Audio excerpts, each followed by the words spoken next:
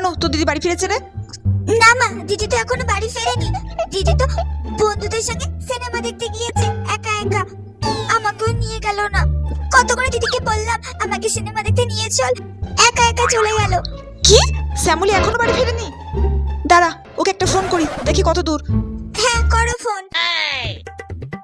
কি, ওর ফোন তো switch off বলছে। দাঁড়া একবার কেটে করি। ইস, ওর ফোন তো আবার সুইচ অফ বলছে রে।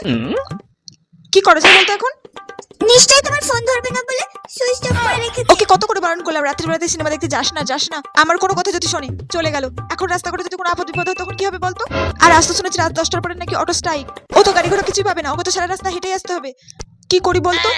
চল আমরা দুজনে মিলে আজকে ওর এমন একটা ব্যবস্থা করবো না ও যে ও রাতে সিনেমা দেখতে বেরোতে ভয় পাবে। ঠিক আছে মা, চলো আজকে দিদির একটা ব্যবস্থা করব। ঠিক আছে, চল আয় আমার সাথে। চলো। ওটা কে দাঁড়িয়ে?